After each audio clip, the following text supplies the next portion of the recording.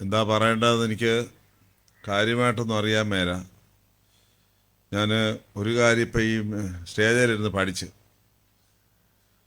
നല്ലപോലെ മണിയടിച്ചും പാര വെക്കാമെന്നുള്ളത്.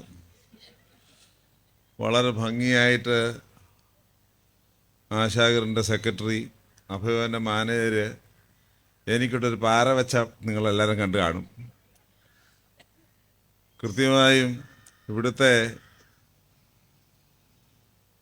പണി നടക്കുമ്പോൾ അച്ഛമ്മ എന്നോടത് പറഞ്ഞതുള്ളതാണ്. അപ്പം ഞാൻ പറഞ്ഞു, എനിക്ക് ഒരുപാട് കഴിവുകളൊക്കെ ഉണ്ട്, പക്ഷേ എനിക്കൊരു കാര്യത്തിൽ കഴിവ് തീരെയില്ല. പൈസ പിരിക്കാൻ അറിയല്ല, പണം ചോദിക്കാനും അറിയല്ല. അതുകൊണ്ട് എൻ്റെ ഭാഗത്തുനിന്നത് വലിയ പാടാണ്. പിന്നെ ഞാൻ വേണമെങ്കിൽ എൻ്റെ പെങ്ങന്മാരുടെ നമ്പർ തരാം, അവരോട് വിളിച്ച് ചോദിച്ചാൽ അവർ വല്ലതും തരുന്നെങ്കിൽ വാങ്ങിച്ചെടുത്തു എന്ന് ഞാൻ പറയുകയുണ്ടായി. ഇത്രയും ഒരു സംഭവം നടന്നിട്ടുള്ളത് ശരിയാണ്. പക്ഷെ അതിനുശേഷം പിന്നെ ഞാനത് ഈ കാര്യത്തിൽ ശ്രദ്ധിക്കാൻ പോയില്ല. പ്രശ്നം എന്താണെന്ന് ചോദിച്ചു കഴിഞ്ഞാൽ, വേറെ ഇതുപോലെ പല വിഷയങ്ങൾ വന്ന് എനിക്ക് പിരിക്കാൻ അറിയാൻ മേലാത്തതുകൊണ്ട് ഞാൻ എൻ്റെ പെങ്ങന്മാരോട് ചോദിച്ചിട്ടാണ് അവർക്കൊക്കെ പൈസ വാങ്ങിച്ച് കൊടുത്തത്. ഇനി എങ്ങനെയാണ് ഞാൻ ഇപ്പോൾ അവരോട് ചോദിക്കുന്നുള്ളതാണ് എൻ്റെ ഒരു പ്രധാന വിഷയം. ഈ അടുത്ത സമയത്തും ഇങ്ങനെ കൊടുക്കാൻ ഇട വന്നു. അപ്പോൾ ഇനിയിപ്പോൾ ഉടനെ ചോദിക്കാനും ഒക്കെയില്ല, അവിടെ എൻ്റെ പേരും കണ്ടു ഞാൻ. അതാണ് ഇപ്പോഴത്തെ ഒരു പ്രധാനപ്പെട്ട വിഷയം. അതാ ഞാൻ പറഞ്ഞത്, വളരെ ഭംഗിയായി മണിയടിച്ച് പാര വെച്ചിരിക്കുന്ന നല്ല ഒരു മാനേജർ കം സെക്രട്ടറി റോയിയച്ചനായിരിക്കും അതിന് കൂട്ടുനിന്നതെന്ന് എനിക്ക് സംശയമുണ്ട്. ഇടയ്ക്കിടയ്ക്ക് ഈ ആശാകരണി വന്ന് ബെൻസൺ അച്ഛൻ ഇങ്ങനെ തിരി ഒളുത്തി കൊടുത്ത് വളരെ ഭംഗിയായിട്ട് എനിക്കിട്ട് തന്നെ പണിഞ്ഞു. അതിനുള്ള പ്രത്യേക സന്തോഷം ഞാൻ റോയി അച്ഛനോടും പറയുകയാണ്. എന്തായാലും ഞാൻ ഇപ്പോഴാണ് 2 ആഴ്ച മുമ്പോട്ടൂടെ ഞാൻ വന്നിരുന്നു. പക്ഷേ ഞാൻ അന്നേരം ഒന്നും ഈ പേര് കണ്ടില്ല.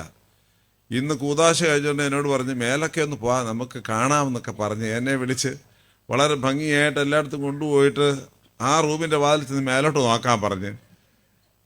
എന്തൊരു തന്ത്രമാണെന്ന് നോക്കുകയെ, വളരെ ഭംഗിയായി. എന്തായാലും ഞാനൊരു നിർദ്ദേശം കൊടുത്തിട്ടുണ്ട്. എന്നെ സ്നേഹിക്കുന്നു എന്ന രീതിയിൽ മാനേജർ തന്നെ അതങ്ങ് കൊടുത്താൽ മതി എന്ന് ഞാൻ കൃത്യമായിട്ട് പറഞ്ഞിട്ടുണ്ട്. ഞാൻ മാത്രമേ എങ്ങനെ ചെയ്യത്തുള്ളൂ, ബാക്കിയുള്ളവരെല്ലാം പേര് വെച്ചവരെ കൊടുത്തേക്കണം എന്നുള്ള കാര്യം സ്നേഹപൂർവ്വം ഞാൻ പറയുകയാണ്. പിന്നെ ഞാൻ എൻ്റെ സിസ്റ്റേഴ്സിനോട് പറഞ്ഞു നോക്കാം, അവർ വല്ലതും തരുന്നെങ്കിൽ വാങ്ങിച്ചെടുത്തോണം കേട്ടോ. അവർ എന്നെ ചീത്ത വിളിക്കാനുള്ള എല്ലാ സാധ്യതകളും ഉണ്ട്. കാരണം ഇങ്ങനെ ദിനംപ്രതി ഞാനിങ്ങനെ ഓരോ വിഷയങ്ങളുമായിട്ട് അവരുടെ മുമ്പാകെ ഇങ്ങനെ ചെല്ലുന്നതിന്. എന്തായാലും അത്യധികം സന്തോഷമുണ്ട് ഇതിന് കെട്ടും മട്ടും എല്ലാം മാറി എന്ന് കാണുന്നത്. അത് നമ്മെ സംബന്ധിച്ച് വളരെ പ്രധാനപ്പെട്ട ഒരു കാര്യമാണ്. പാമ്പാടി ദയറായോടും ഒരു പ്രത്യേക ട്രസ്റ്റാണെങ്കിൽ പോലും പാമ്പാടി ദയറായോടും അഭയൻ ചാരിറ്റബിൾ സൊസൈറ്റിയോടും ചേർന്ന് ഒരേ കുടുംബം പോലെ പ്രവർത്തിക്കുന്ന ഒരു സ്ഥാപനമാണ് ആശാകിരൺ. ആശാകിരണിൻ്റെ ദൈനംദിനമുള്ള പ്രവർത്തനങ്ങളിൽ ഈ ദേശത്തുള്ള ദൈവമക്കളൊക്കെ പങ്കാളികളാകുന്നു എന്നതും സന്തോഷകരമാണ്. ഞാൻ ഈ മത്തായി റമ്പാച്ചൻ പറഞ്ഞതുപോലെ ഇതിൻ്റെ ആദ്യ ദിശയിൽ ഇവിടെ സന്ദർശിക്കുമ്പോൾ മാനസികമായ വിഷമം ബലഹീനായി എനിക്കും ഉണ്ടായിരുന്നു എന്നതൊരു യാഥാർത്ഥ്യമാണ്. കാരണം നമ്മുടെയൊക്കെ ലിവിങ് സ്റ്റാറ്റസ് അനുസരിച്ച് ഉള്ള ഒരു സ്ഥാപനം അല്ല ഇത് എന്നതായിരുന്നു എൻ്റെ സങ്കടം. കാരണം നമ്മൾ താമസിക്കുന്ന മുറിയും നമ്മുടെ കട്ടിലും നമ്മുടെ ജീവിത രീതികളും ഒക്കെ വെച്ച് പരിശോധിക്കുമ്പോൾ ആ റൂമിലൊക്കെ കിടക്കുന്നത് നമ്മുടെ തന്നെ അമ്മമാരും അപ്പന്മാരും സഹോദരങ്ങളും ആകുന്നു എന്ന ചിന്തയാണ് വിഷമിപ്പിച്ച ഒരു പ്രധാനപ്പെട്ട കാര്യം. എന്തായാലും മത്തായി റമ്പാച്ചന് അത് തുടങ്ങി വെച്ച് ബോർഡിൻ്റെ പ്രത്യേകമായ നിർദ്ദേശപ്രകാരം വിൻസൻ അച്ഛനത് വളരെ ഭംഗിയായി പൂർത്തീകരിച്ചു എന്ന് കാണുന്നതിൽ സന്തോഷം. ഇപ്പോഴും ഞാൻ നടന്നപ്പോഴും ചിലത്ത് 1-2 കുറവുകളൊക്കെ കണ്ടത് ഞാൻ പറഞ്ഞു, അത് എത്രയും പെട്ടെന്ന് റെക്ടിഫൈ ചെയ്യണമെന്ന് പ്രത്യേകിച്ച് പറയുകയുണ്ടായി. എന്തായാലും അത് പൂർത്തീകരിച്ചു എന്ന് കാണുന്നത് സന്തോഷകരമായ ഒരു കാര്യമാണ്. അതിൽ ആശാകിരൺ ട്രസ്റ്റിൻ്റെ ബോർഡിനെ മുഴുവനും അതിൻ്റെ ചെയർമാനായിരിക്കുന്ന അഭിവന്യ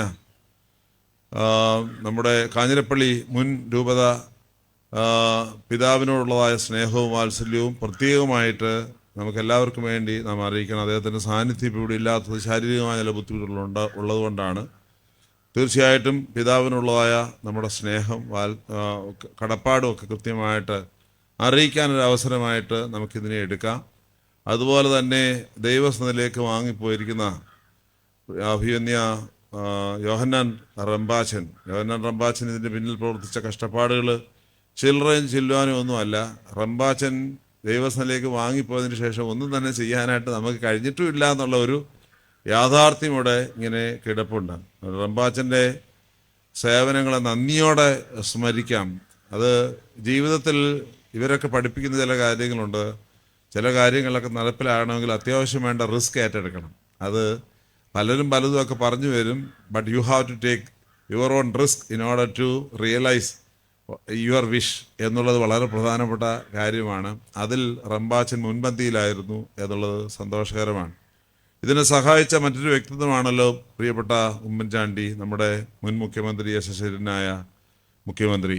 തീർച്ചയായിട്ടും അദ്ദേഹം ജീവനോടെ ഉണ്ടായിരുന്നെങ്കിൽ എൻ്റെ ഒരു ചിന്തയിൽ ഇവിടെ നമുക്കെല്ലാവർക്കും മുമ്പ് ഇവിടെ കാണുമായിരുന്നു എന്നാണ് ഞാൻ കരുതുന്നത്. വളരെ ആദരവോടെയാണ് അദ്ദേഹം ഈ ആശാകരനെയും അതുപോലെ തന്നെ അഭയവൻ സൊസൈറ്റിയുടെ കീഴിൽ പ്രവർത്തിക്കുന്ന സ്ഥാപനങ്ങളെയൊക്കെ അദ്ദേഹം കാണുന്നത്. അത് ജീവിതത്തിൻ്റെ അവസാനം വരെ അങ്ങനെയാണ് അദ്ദേഹം ഇതിനെ കണ്ടിട്ടുള്ളത്. അതുകൊണ്ട് അവരുടെയൊക്കെ അസാന്നിധ്യം നമുക്ക് ഇവിടെ ഫിസിക്കലി ഫീൽ ചെയ്യുന്നെങ്കിലും അവരൊക്കെ സാന്നിധ്യത്തിൽ തന്നെ ഇവിടെ ഉണ്ട് എന്നത് ഞാൻ ഓർക്കുകയാണ്. അതുപോലെ എൻ്റെ മുൻ ട്രഷറായി പ്രവർത്തിച്ച വന്ദനായ അച്ഛൻ ദൈവസന്നിധിയിലാണ്. അച്ഛനെയും പ്രത്യേകമായി ദൈവസന്നിധിയിൽ ഞാൻ ഓർക്കുകയാണ് ചെയ്യുന്നത്. പരമപ്രധാനമായി നമുക്കിവിടെ ഈ അഭയവൻ സൊസൈറ്റി പരിമലമാർ ഗ്രിഗോറിയോസിൻ്റെയാണ്. അദ്ദേഹം ഒരു വിശുദ്ധനാണ്, നിങ്ങൾക്കറിയാമല്ലോ. എന്നാൽ പാമ്പാടി ദയറായും പാമ്പാടി പ്രദേശവും കൂടുതൽ വിശുദ്ധനായിട്ട് അറിയുന്നത് പരിശുദ്ധ പാമ്പാടി തിരുമേനിയാണ്. പാമ്പാടി തിരുമേനിയുടെ നാമമാണ് ഇവിടെയുള്ള എല്ലാ സ്ഥാപനങ്ങളെയും ഒരുമിച്ച് പിടിച്ച് നിർത്തി ഇങ്ങനെ കൊണ്ടുപോകുന്നത്. അതുകൊണ്ട് ഇങ്ങനെയുള്ള വിശുദ്ധന്മാരുടെയും ശുദ്ധിമതികളുടെയൊക്കെ മധ്യസ്ഥകൾ, പരിശുദ്ധ ദൈവമാതാവിൻ്റെ ഉൾപ്പെടെയുള്ള വിശുദ്ധരുടെയും ശുദ്ധിമതികളുടെയും മധ്യസ്ഥകൾ നമ്മളോടൊപ്പം ഉണ്ട് എന്ന ഒരു യാഥാർത്ഥ്യമുണ്ട്. തീർച്ചയായും റമ്പാച്ചൻ പറഞ്ഞതുപോലെ ഇവിടെ ഇപ്പോൾ ഏകദേശം 100 പേർക്ക് താമസിക്കത്തക്ക രീതിയിലുള്ള സംവിധാനങ്ങളായി. ഇപ്പോൾ ഇതിൻ്റെ അകവശമെല്ലാം വളരെ മനോഹരമാണ്, ഭംഗിയായി ഇരിക്കുന്നു. ഞാൻ നടന്നു പോയപ്പോൾ എൻ്റെ കൂടെ വന്നവരോടും വിൻസനച്ചനോടും ഞാൻ പറയുകയുണ്ടായി, ഇപ്പോൾ ഈ കാണുന്നത് പോലെ വേണം ഇനിയുള്ള എല്ലാ ദിവസവും ഈ റൂമുകൾ കാണാനെന്നുള്ളത് എടുത്ത് പറയുകയുണ്ടായി. ഒരഴുക്കും ഒരിടത്തും കാണരുത്. കട്ടിലിൽ കിടക്കുന്ന നമ്മുടെ അപ്പച്ചന്മാരും അമ്മച്ചിമാരും സഹോദരങ്ങളും അവരെപ്പോഴും വൃത്തിയോടെ ആയിരിക്കണം അവിടെ ഉണ്ടാകേണ്ടത്. അവർ താമസിക്കുന്ന ഇടങ്ങളും അങ്ങനെ തന്നെ ആയിരിക്കണം. ഇവിടെ സെർവ് ചെയ്യുന്ന ആളുകളുടെ കുഴപ്പം കൊണ്ടല്ല, കെട്ടിടത്തിൻ്റെ മോശമായ അവസ്ഥ കൊണ്ടാണ് ഞാൻ പറഞ്ഞത്. എന്നാൽ ഇപ്പോൾ ആ മോശമായ അവസ്ഥയൊക്കെ മാറിയിട്ടുണ്ട്. അവർ മാലാഖമാരെ പോലെയാണ്, വേതനം പോലും പ്രതീക്ഷിക്കാതെ ഇവിടെ ശുശ്രൂഷിക്കുന്നവർ കാര്യങ്ങൾ നിർവഹിക്കുന്നത്. അതുകൊണ്ട് അവരെ ഞാൻ അഭിനന്ദിക്കുകയാണ്. അതേസമയം തന്നെ അവരോടും ബാക്കിയുള്ളവരോടും ഇവിടെ വരുന്നവരോടും നിർദ്ദേശിക്കുകയാണ്, always you have to keep this Ashakiran a clean, നമ്മൾ പറയത്തില്ല ക്ലീൻ സിറ്റി എന്നൊക്കെ പറയത്തില്ലേ, ക്ലീൻ സിറ്റി ആയിട്ട് സൂക്ഷിക്കണം, മനോഹരമായ ഒരു പട്ടണമായി സൂക്ഷിക്കണം. ഇവിടെ താമസിക്കുന്നവർ സ്വർഗത്തിൽ വസിക്കുന്നു എന്ന ഒരു ഫീലിങ്ങിൽ വേണം നിൽക്കുവാൻ, താമസിക്കുവാൻ എന്നുള്ളതാണ് പ്രധാനപ്പെട്ട കാര്യം. ഇതിനുവേണ്ടി സംഭാവനകൾ നൽകിയ ധാരാളം ആളുകളുണ്ട്.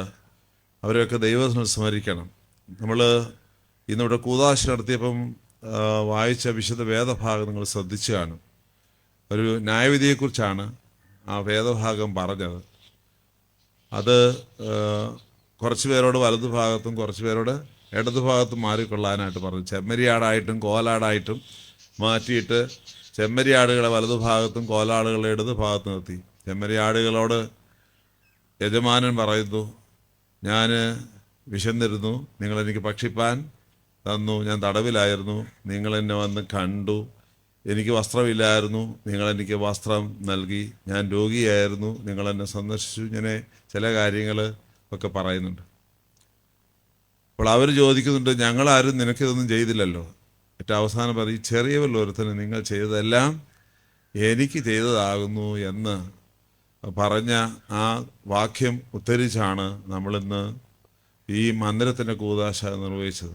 അതുകൊണ്ട് തന്നെ ഇവിടേക്ക് കടന്നു വരുന്നവർ അവർ വെറും കൈയായി അല്ല വരുന്നത്. അവർ രോഗികളെ സന്ദർശിക്കാനും ഒക്കെ ആയിട്ട് വരുമ്പോൾ തീർച്ചയായും അവരുടെ കയ്യിൽ എന്തെങ്കിലും ഒന്ന് കാണും എന്നുള്ളത് ഉറപ്പാണ്. ഈ മന്ദിരത്തിൻ്റെ പണി ഇത്രയും പൂർത്തീകരിക്കാൻ വേണ്ടി മനോഹരമായി തങ്ങളുടെ മനസ്സുകൊണ്ട് സഹായിച്ച ദൈവമക്കൾ പലരുടെയും പേരുകൾ അവിടെയുണ്ട്. പക്ഷേ അത് ഒരു റൂമിനുള്ള സ്പോൺസർഷിപ്പൊക്കെ കൊടുത്തവരുടെ പേരുകളാണ് അങ്ങനെ കാണുന്നത്. എന്നാൽ അതിനപ്പുറമായി അല്ലാതെ സഹായിച്ചവരും ധാരാളമായിട്ടുണ്ടല്ലോ. ചെറുതും വലുതുമായ നിലയിൽ സഹായിച്ച എല്ലാ പ്രിയപ്പെട്ട ദൈവമക്കൾക്കും ധാരാളമായ സ്വർഗീയ അനുഗ്രഹങ്ങൾ ലഭിക്കട്ടെ എന്ന് പ്രത്യേകമായിട്ട് പ്രാർത്ഥിക്കുന്നു. ഞാൻ നമ്മുടെ മെത്രാസനത്തിൻ്റെ ആധ്യാത്മിക സംഘടനയോടെല്ലാം അവർക്കെല്ലാം ഓരോ ചുമതല കൊടുത്തു. നിങ്ങളെല്ലാവരും ഏതെങ്കിലും ഒരു സ്ഥാപനവുമായി സ്ഥിരമായി ബന്ധത്തിൽ ജീവിക്കണം. ഇവിടെ വരുന്നത് നമ്മുടെ മെത്രാസനത്തിലെ പ്രാർത്ഥന യോഗമാണ്. അവർ ഫ്രീക്വൻ്റായിട്ട് ഇവിടെ സന്ദർശിക്കുന്നുണ്ട്, അവരുടെ പ്രാർത്ഥന നടത്തുന്നുണ്ട്, അവരാൽ കഴിയുന്ന സഹായങ്ങളൊക്കെ അവിടെ കൃത്യമായി ചെയ്യുന്നുണ്ട്. അങ്ങനെ ഒരു വൈബ്രൻ്റായിട്ട് പോയിക്കൊണ്ടിരിക്കുന്ന ഒരു സ്ഥാപനമാണ് ആശാ കിരൺ എന്നുള്ളത്. സന്തോഷത്തോടെയാണ് ഞാൻ കാണുന്നത്. ധാരാളം അനുഗ്രഹങ്ങൾ തുറന്നുണ്ടാകട്ടെ. നമ്മൾ നമ്മുടെ ജീവിതത്തിലെ ദൈവം തരുന്ന സമയങ്ങൾ, ദൈവം തരുന്ന ആധാനം, ദൈവം തരുന്ന കഴിവുകൾ, എന്തെല്ലാം ദൈവം നമുക്ക് തരുന്നുവോ അതെല്ലാം നമുക്ക് വേണ്ടി മാത്രമല്ല എന്ന ഒരു ചിന്ത നമ്മുടെ ഹൃദയത്തിൽ നാം രൂപീകരിച്ചു കഴിഞ്ഞാൽ നമ്മുടെ സമൂഹത്തിൽ ആരും ഒരു വേദനയുടെ ഗർത്തത്തിലേക്ക് വീഴുകയില്ല എന്നുള്ളതാണ്. ശാരീരികമായ വേദനകളുണ്ടാകും, പക്ഷെ അതിനോടൊപ്പമുള്ള മാനസിക വേദനകളില്ലാതെ അവർക്ക് ദൈവത്തെ കാണുവാനിടയാകും എന്നുള്ളത് നാം എല്ലാവരും ഒരുമിച്ച് വിചാരിക്കേണ്ട ഒരു പ്രധാനപ്പെട്ട വിഷയമാണ്. അത് ആശാകിരണിൻ്റെ ഈ 20ാം വാർഷികത്തിലും അതുപോലെ തന്നെ നവീകരിച്ച കെട്ടിടത്തിൻ്റെ കൂദാശയിലും കടന്നു വന്ന് പങ്കെടുക്കുന്ന എല്ലാ ദൈവമക്കളുടെയും മനസ്സിലുണ്ടാകണം എന്നുള്ള കാര്യം സ്നേഹപൂർവ്വം പറയുന്നു.